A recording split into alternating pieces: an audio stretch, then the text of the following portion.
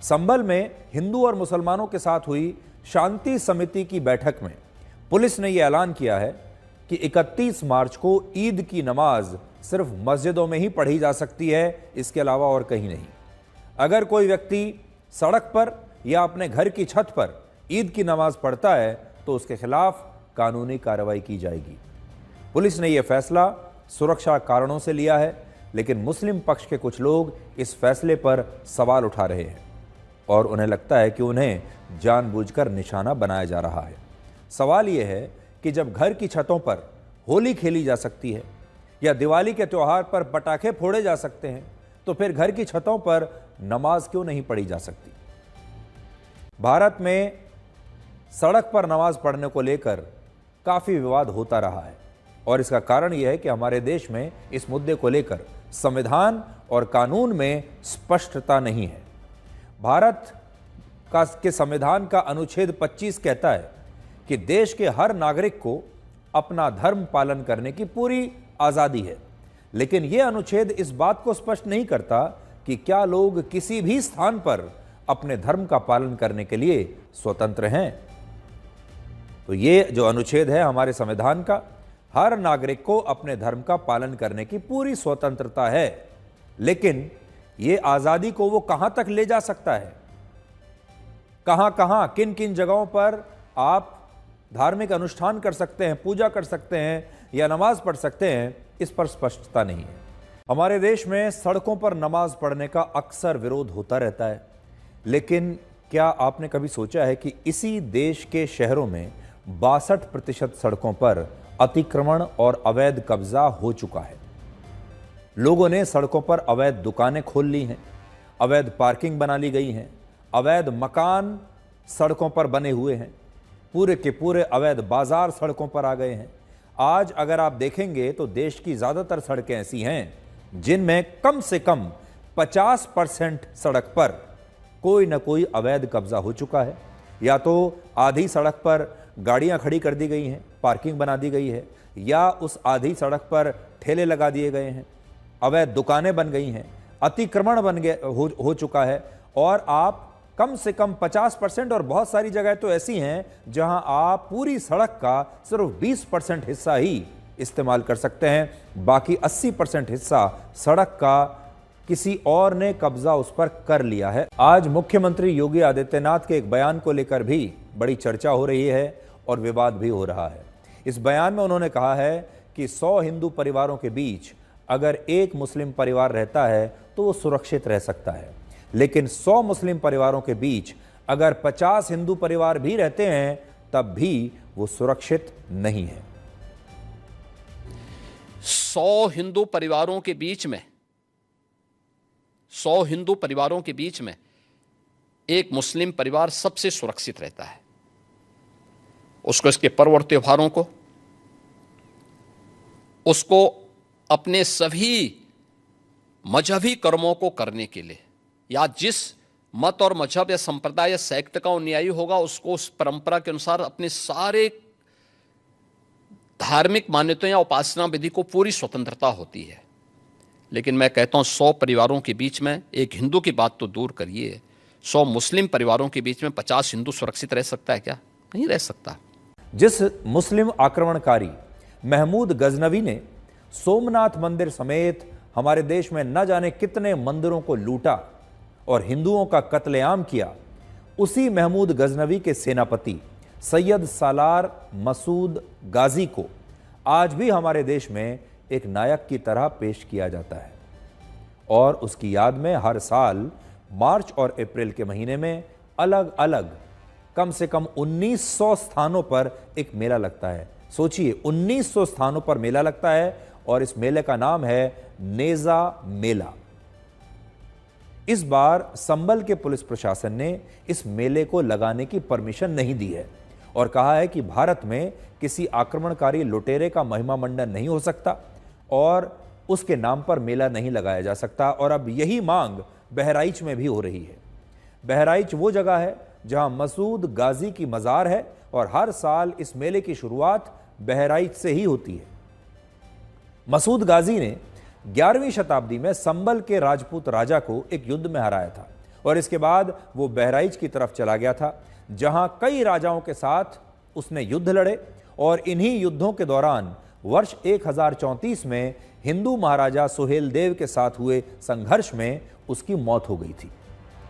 और इसी के बाद बहराइच में जहां मसूद गाजी को दफनाया गया था, उसी स्थान पर आज उसकी मज़ार है और बहुत सारे लोग उसे एक सूफी संत मानते हैं और उसकी मज़ार पर इबादत करने के लिए आज भी आते हैं।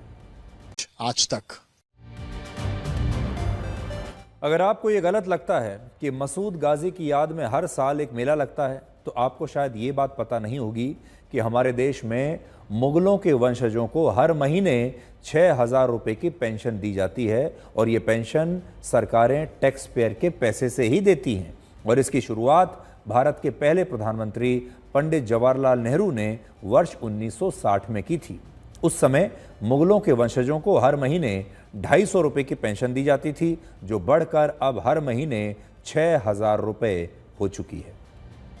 लेकिन बड़ी बात यह है कि ऐसे देशों में भी जो इस्लामिक देश माने जाते हैं, जहां इस्लाम की उत्पत्ति हुई है, वहां पर भी इस तरह के मज़ारें आपको देखने को नहीं मिलेंगी। लेकिन भारत में, पाकिस्तान में और बांग्लादेश में आपको कदम कदम पर इस प्रकार की मज़ारें देखने को मिलेंगी, जहां पर कभी लोगों को चमत्कार के नाम पर तावीज़ दिए जाते हैं, वहां पर चादर चढ़ाई जाती हैं, अंगूठियां दी जाती हैं और आपने देखा होगा बड़ी संख्या में लोग यहाँ पर आते हैं। कोई अगर बीमार है तो वो इसलिए आता है कि वो इन मज़ारों पर आएगा और ठीक हो जाएगा। किसी की नौकरी नहीं लग रही, कोई और किसी प्रकार की अपनी इच्छा पूरी करने के लिए आता है और इनमें से बहुत बड़ी संख्या में लोग ऐसे हैं जो हिंदू हैं। लेकिन अगर आप देखेंगे तो जो इस्लामिक देश हैं, वहाँ पर मज़ार का कोई कॉन्सेप्ट है ही नहीं। ये सारा जो मज़ार का कॉन्सेप्ट है, ये आपको सिर्फ भारत, पाकिस्तान और बांग्लादेश में देखने को मिलेगा। 13 अक्टूबर 2023 को जुम्मे की नमाज के बाद भारत समेत दुनिया के कई देशों में फिलिस्तीन और हमास के समर्थन में विरोध प्रदर्शन हुए थे। ये वो समय था जब इजराइल ने गाजा पर हमला कर दिया था। उस समय केरल की इंडियन यूनियन मुस्लिम लीग के एक विधायक M.K. मुनीर ने कहा था कि जो लोग गाजा की आज़ादी के लिए संघर्ष कर रहे हैं, उन्हें आतंकवादी कहना सही नहीं है और वो सच्चे स्वतंत्रता सेनानी हैं, आज़ादी के सिपाही हैं।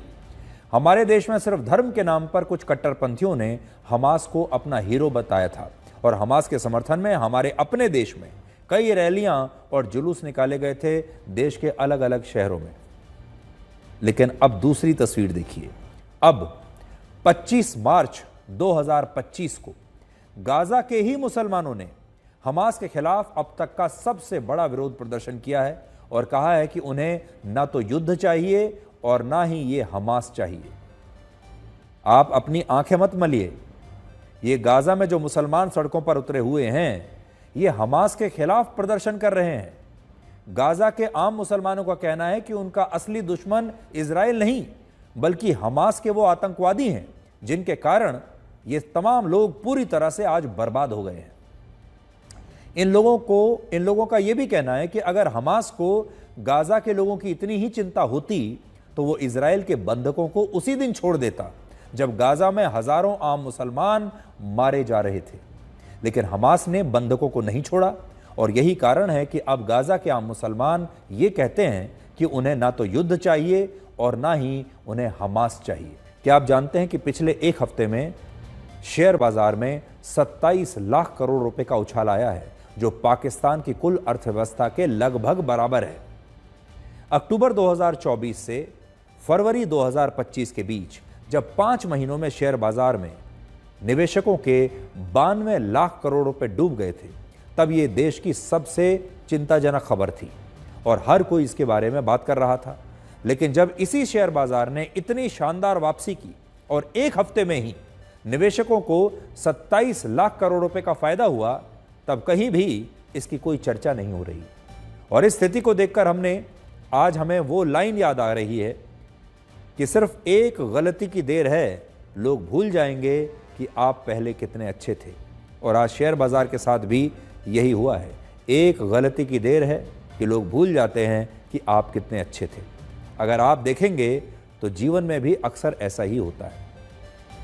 जब किसी व्यक्ति का बुरा दौर आता है तो दुनिया उसके खिलाफ हो जाती है, लेकिन वही व्यक्ति जब कुछ अच्छा करता है और सफल हो जाता है तो कोई भी उसके पास शाबाशी देने के लिए नहीं आता।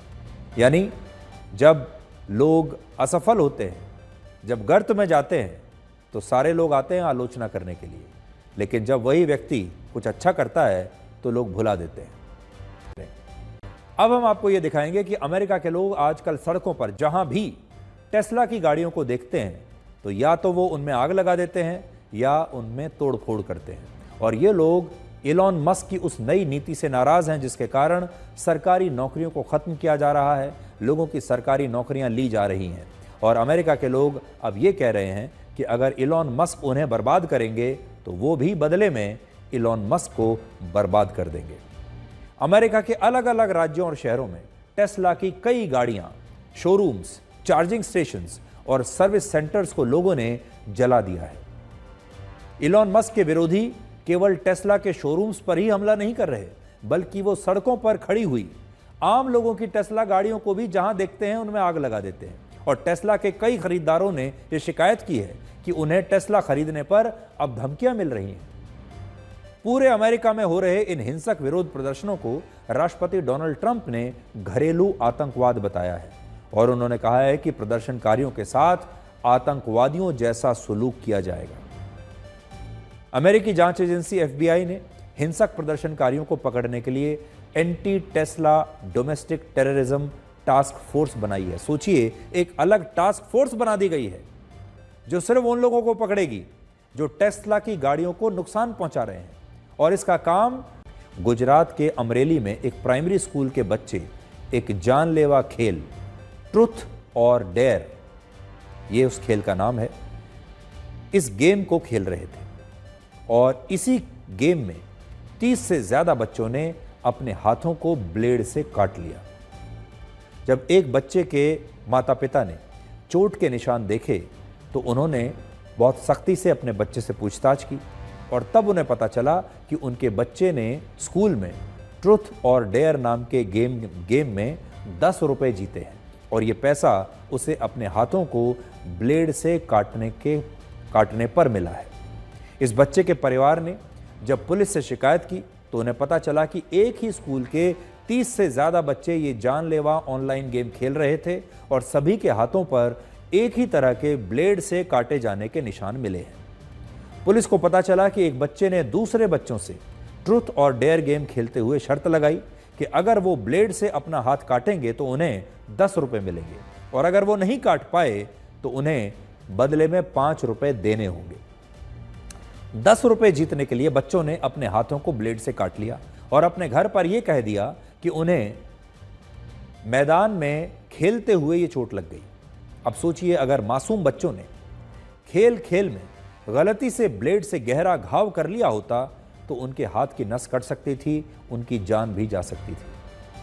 पुलिस इस बात की जांच कर रही है कि आखिर बच्चों को इस खेल का आइडिया आया कहां से।